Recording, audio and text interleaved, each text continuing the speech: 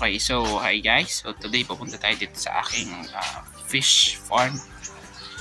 Aking acquired sa likod. So today lilinisin natin itong isang malaking aquarium. So actually meron pa akong ibang mga aquarium dyan. Yun, naiwan pa yung kape ko. Umaga kasi. Then meron din sa baba. Yan. Meron din ako dito ng mga crate. May mga crayfish at gabi. Meron din ako mga tabs. Saka meron din ako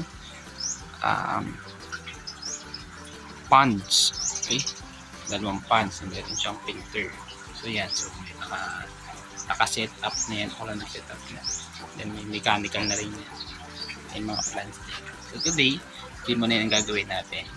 Ayusin natin itong aking malaking aquarium. Lilinisin natin yan para makita natin yung mga YKC. Tsaka yung itlog ng aking crayfish kung ano ang status. Actually, hindi ko naman nililinis yan. Yung harap lang at saka itong gandang kilid. Para lang nakikita ko baka mamaya nagkakain na yan. Sige. So, ngayon isi-set up ko lang dito yung aking food. And then, nililisin natin para makita natin yung naman. Okay?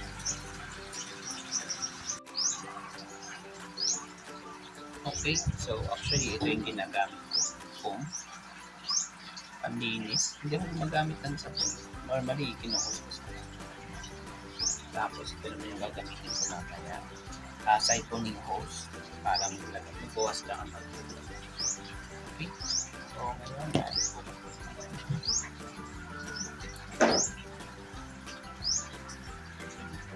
so, diretso na. Kasi dito ko naman ginagamit yung dito. So, tip ko lang pag nililinis ko. Hindi naman talaga dapat is malinis na malinis. Dapat lang is malinaw. Tapos yung quality nito is natural lang. Walang mga toxic, walang mga toxic, saka walang mga kita nyo malinis, hindi siya hindi siya sobrang crowded. Hindi natin araw-araw. Walang na.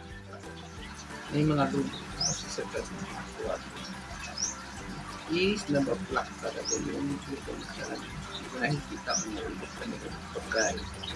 O kung kakain natin.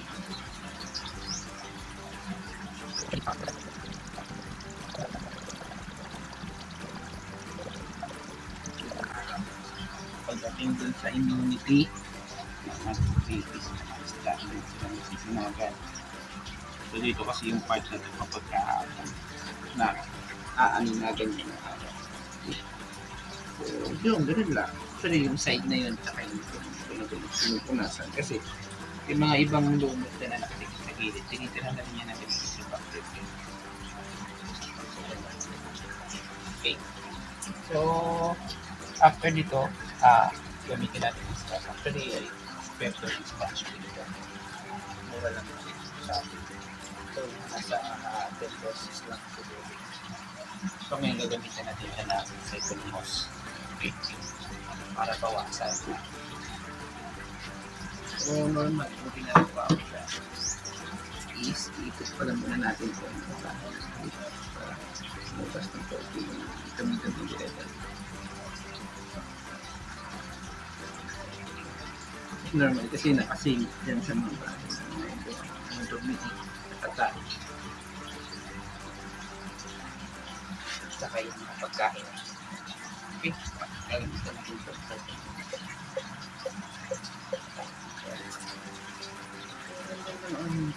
Actually, wala na makamatay dyan. Napaka-basic lang. Tandalin mo rin talaga yung pagkain at saka yung mga tayo-tayo para hindi dumudumi, hindi ka nagkakaroon ng ammonia. Kasi once kasi na mayroong material ng pagkain dahil nabubulok yan, kakaroon ka ng ammonia strike. Pagka ganun, delikado na yung crayfish mo sa kanisa.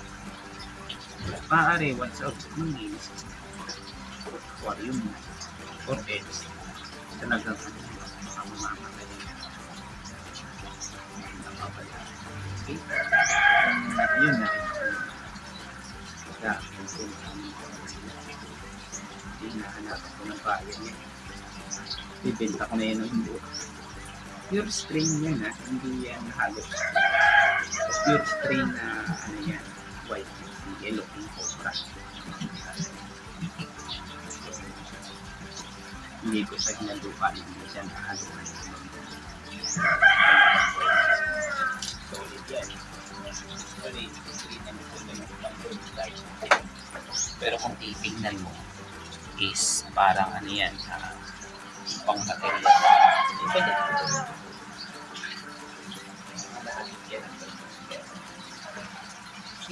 So, ngayon,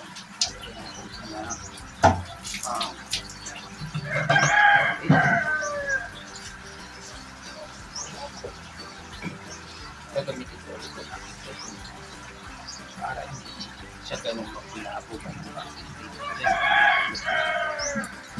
kaya hanggat maaari hindi ko siya dinadirect ng puhusan hindi baka magkulabo di makikita ganun na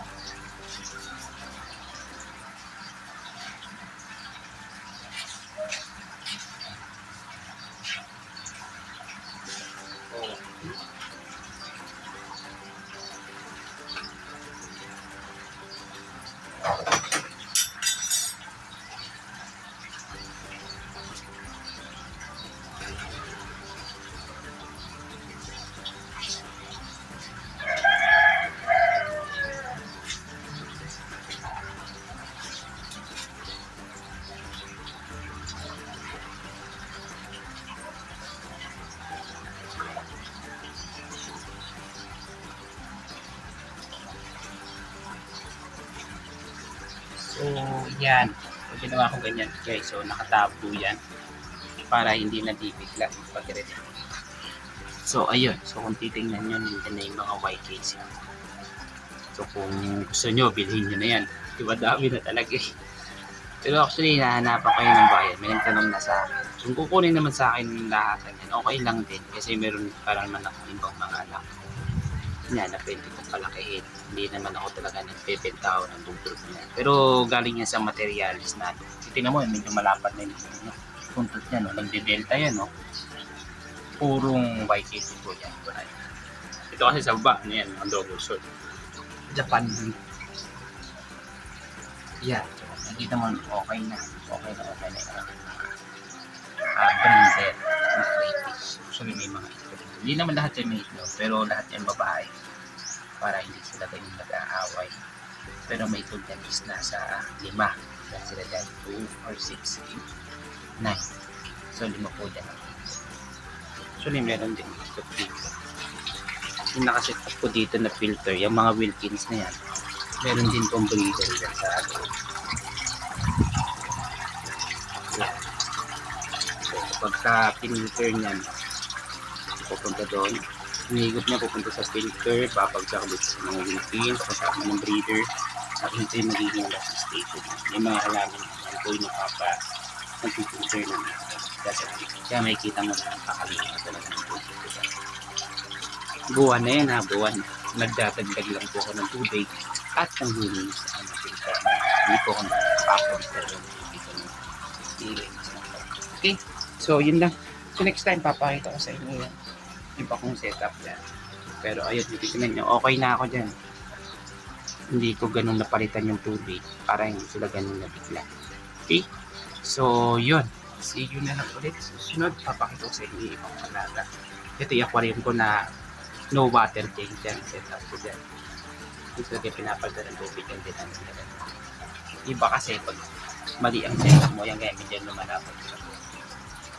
Pero ito no water tank. Okay. So yun, thank you. See you na lang po sa susunod na video. Supportahan sana ako. Salamat. Bye-bye.